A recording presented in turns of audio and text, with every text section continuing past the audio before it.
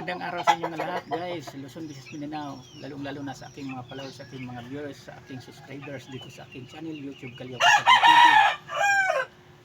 Magpakita naman ako ng sampung pruweba sa inyo sa araw na ito ngayon tungkol sa kaalaman ko sa pagpili sa pagpalahi natin, na padamihin natin sa ating manukan na hindi sakitin.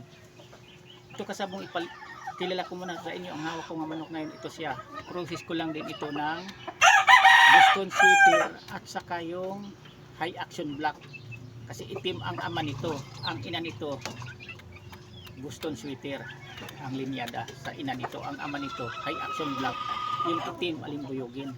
Kailang mana ito sa ina na kulay pula. Ito siya, silang magkapatid nito, marami itong magkapatid mula pagkadiol galing sa incubator hanggang sa paglaki nila, hanggang ganitong edad nila istag na. Hindi talaga ito nagkaranas kahit isang bihis man lang sila nagkasipon. Kasi nakukuha nila, namana nila ang ina nito at saka amang pinagparis ko na sinubaybayan ko noong maliliit pa rin sila, na hindi nakaranas ng sakit-sakit kahit sipon man lang. Kaya yung pinaka-importante para sa inyong baguhan pa lang na sa pagpili talaga natin, kung gustuhin natin na makaminos tayo sa ginagastos natin. Kasi alam niyo ba, magastos ang isa ka manok kapag magkasakit, magkasipon, lalo na kung marami silang magkasabay-sabay sisipunin. Mahal ang antibiotic na gamot para sa sipon. Imbis pambili natin ng panggamot na pangsipon, dapat pambili lang sana yan sa pagkain nila o vitamins. Kaya mas advantage na maglaki din ang manok na hindi sakitin tulad nito, kasi hindi nababansot kasi ang isa ka manok kahit anong bigay na bigay mo ng vitamins o pagkain kapag nagkaroon ng mga sakit-sakit, kasi mahinang kumain, mahinang inom ng tubig, kaya papayat na papayat yan, matagal bago makarecover. Yan ang totoo dyan. Kaya ang pagpili ko dito sa aking mga alagang manok, nire-review ko talaga ang mapansin ko sisiw siya tapos laging pabalik-balik ang sipon. Nire-reject ko na yan, inaalis ko na dito sa aking manukan. Yan totoo. Ang pinanapili ko ditong ginagamit kong materialis ng mga babae, kung sisiw man yan babae, pinagmasdan ko yan na maglaki siya na hindi magkaroon ng sakit-sakit po sipon. Di man natin maiwasan kung mayroong magkasipon, pero kailangan pag nakasipon siya ngayon, pag bigyan na tigamot, nasubuan na tigamot, mawala agad, tapos hindi na babalik-balik. Pero kung babalik-balik na yan, nire-reject ko na yan, kasi sakitin talaga yan kung pabalik-balik lang ang kanyang sakit na sipon. Yan ang totoo niyan, mamana makukuha sa mga anak niya yan. Kaya dito sa pagpili ng manok, kahit saan kayo magtanong, lalo na sa mga big time, sa mga lumalaban ng mga ibig-ibig, piling-pili talaga ang mga manok nilang ginagamit. Naglaki talaga hindi sakitin yan. Kasi ang manok na hindi sakitin, alam nyo ba, pinaka mataas ang resistensya, matibay, pinaka matibay talaga ang manok na hindi sakiting naglaki. Mataas ang resistensya niya. Yan ito. Kaya sana kayo din mga baguhan pa lang, parang hindi kayo nag-alaga ng mga manok, nagpapalahi din, piliin din natin ang linyada na hindi sakitin, kasi hindi tayo magastusan, nakatipid tayo niyan.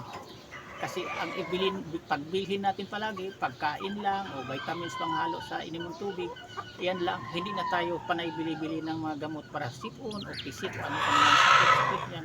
Ang mabili lang natin, purga lang, at saka wash out shampoo, at saka pagkain lang nila, kasi dagdag na yan o gastos kung laging nagkasakit-sakit ang ating alaga, panay tayo bili-bili ng gamot dahil mahal ang gamot.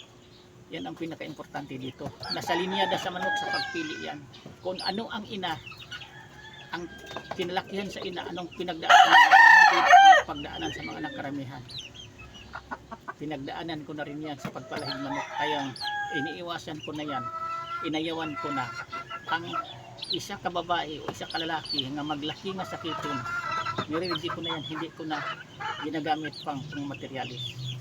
Yan ang pinakasikreto ko. Nisishare ko to sa inyo, mga baguhan pa lang, ang aking kaalaman. Parang mayroon kayong kahit konting matutunan man lang dito sa akin sa pagpalahi ng manok.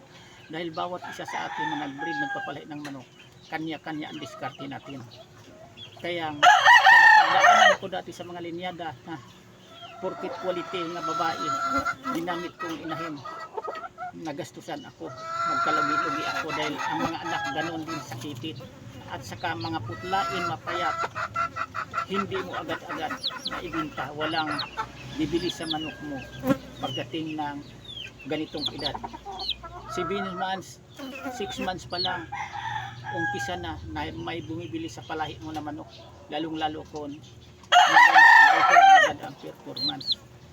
Bukod kasi sa piliin natin ang linyada nga mahusay, maganda ang performance sa linyada niya, tinawag og winning line, at saka hindi talaga sakitin.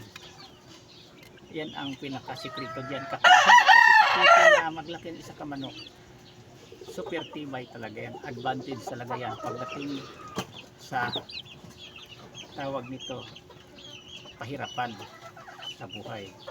Kahit anong klase linya dahil sa kamanok, kapag naglaking hindi sakitin, mas advantage talaga yan pagdating sa magkapagod-pagod na lalaban talaga ang katawan.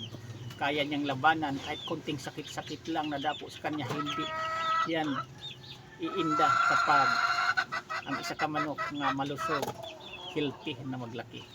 Yan lang, bukas uli naman ibang topic ipapagawa sa inyo. Sana mayroon kayong kunting mapulot o matutunan sa content video ko na ito kung mapanood nyo, na may upload ko to sa aking YouTube, Kalyaw Kasabong TV, sa aking channel. Sa hindi pa nakasubscribe, pag-subscribe, paki-subscribe naman, paki-share, para sa pag-share nyo, malaking bagay na paiabot natin sa bawat isa kapwa natin nagpapalahi ng manok, parang makaminos din sila sa ginagastos sa mga alaga nila. Yan lang, bye-bye.